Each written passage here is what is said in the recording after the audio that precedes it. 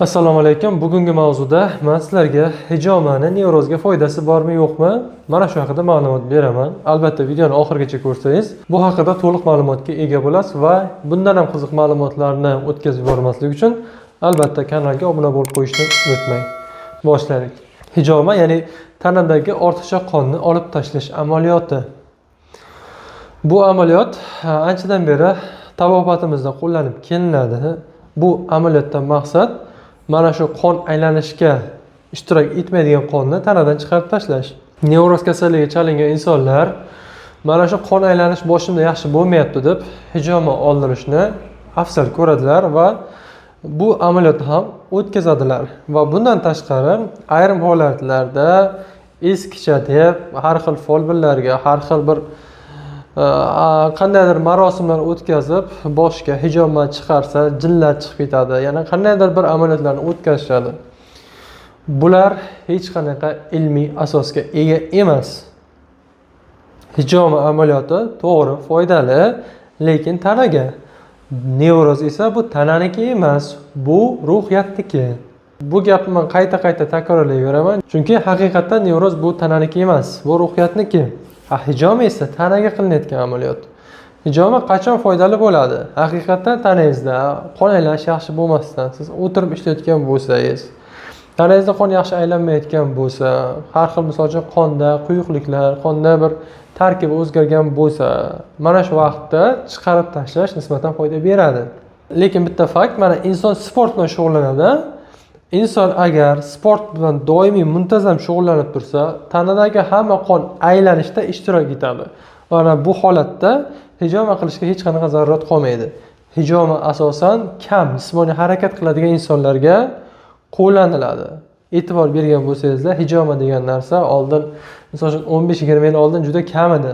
Chunki odamlar harakatda edi. Hozir hamma kam harakat bo'lib qoldi. Shuning evaziga qon yaxshi aylanmaganidan misol uchun ortiqcha keraksiz mahsulotlar to'planib qolyapti. Shuning uchun hijoma kerak. Nevroz bo'lgan inson hijoma qilganda natija oladimi? Ha, oladi, faqat vaqtinchalik. Buning asosiy sabablari bor. Birinchisi bu o'zini o'zi ishontirish. Ya'ni qon chiqqanda, mana boshimdan qon chiqdi, endi men yaxshi bo'laman deb platsebo effekti ro'y beradi va bu qanchadir vaqt davom etishi mumkin. 1 hafta, 10 kun, 2 kun, 3 kun hammani ishonchiga bog'liq. Ya'ni men hijoma qildirdim, endi men zo'r bo'laman deb o'zini o'zi ishontiradi. Bu birinchi sababi. Ikkinchi sababi bu mana shu ortiqcha qon chiqqandan so'ng vegetativ qon tomir sistemada nisbatan yaxshilanish ro'y beradi, lekin bu ham vaqtinchalik. Shuning evaziga inson ozroq yengillik his qilishi mumkin. Uchinchi faktori bu insonni terisi tirnalganda, shilinganda tana o'zini buni kompensatsiya qilish uchun endorfin ishlab chiqaradi. Mana shu ishlab chiqarilgan endorfin tanadagi og'riqni bostirishga, pasaytirishga xizmat qiladi va insonda yoqimli, lazzatli his-tuyg'ular paydo bo'ladi. Mana shular tufayli insonda vaqtinchalik yengillik, vaqtinchalik bir o'zini yaxshi his qilish ro'y berishi mumkin. Lekin hijomadan siz nevrozdan tuzalmaysiz. Xayolingizdan ham chiqarib tashlang. Nevrozdan chiqarishning yagona usuli bu to'g'ri tanlangan farmakoterapiya va psixoterapiya. Endi psixoterapiyani ham qaysi bir insonga to'g'ri kelishiga bog'liq. Insonda mana shu nevrozga olib kelgan jihatlarini topilib, aniqlanib, mana shundan chiqish yo'llari ishlab chiqilib va bemor ham albatta bu uchun o'zini ustida ishlaganda, quruq doriga yopishib qolmaganda albatta bu holatdan chiqib ketsa bo'ladi. Lekin xomtama bo'lmang. Hech qanaqa sizda hijoma butunlay nevrozni sog'aytirib yubormaydi. Vaqtinchalik natija berishi mumkin. Yoki shunaqa holat bo'ladi, bemordagi simptomlar soxta bo'lib yurgan bo'ladi. Sal bir nimadir turtki kerak bo'ladi. Xuddi ana qo'lli tabibga o'xshab borma o'roq deydi-ku, silasa yaxshi bo'lib ketadigandek, qon oldirsam yaxshi bo'ladi deydi-da, o'shanga muammoni to'nkab yuboradi miya, shu bilan kasallikni uzoq muddatga esdan chiqarishi mumkin. Lekin nimadir holat ro'y bersa keyinchalik, qandaydir bir hayotida muammo tug'ilib qoldi, qandaydir bir ko'ngilsizlik bo'lib qoldi deyliga, yana simptom qaytalanib kelishi mumkin bo'ladi. Chunki bemorning mana shu nevrotik shaxs xarakteri o'zgarmagan hisoblanadi. muammoga qarashi o'zgarmagan hisoblanadi.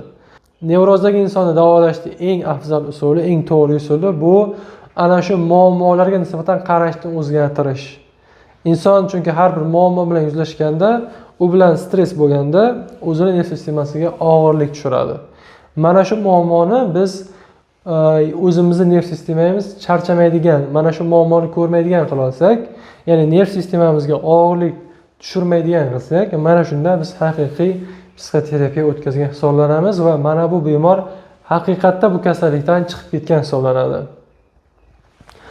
Lekin insonlar oson yo'lni qidiraydi, hijoma yoki qandaydir bir folbinlarga borishadi, boshqa usullarni ko'rishadi. Bitta narsani tushuning, nevrozdan tuzalish bu sizni o'zingizni ichingizda turibdi. Sizni nevrozdan chiqaradigan narsa bu tashqarida emas, o'zingizni ichki olamingizni o'zgartirishingizda. Mana shu ichki olam o'zgarsagina tashqi olam o'zgaradi. Ya'ni kimki o'zini isloh qilsa, Alloh taolo uni atrofini isloh qilib qo'yadi. Shuning uchun o'zingizni isloh qilishingiz kerak. O'zingizni isloh qilib, mana shu ongingizni, tafakkuringizni o'zgartira olsangiz, agar bunga kuchingiz yetmasa, psixoterapevt bilan birga ishlab, mana shu holatni o'zgartirsangiz bo'ldi. Muammo butunlay yo'q ketadi. Shuning uchun o'zingizni ustingizda ishlashdan to'xtamang. Sizlarga mustahkam xotirjamlik, sog'lik, salomatlik tilayman. Qalblaringiz doimo tinchlik, xotirjamlikka, osoyishtalikka to'la bo'lsin. Sog' bo'linglar, salomat bo'linglar.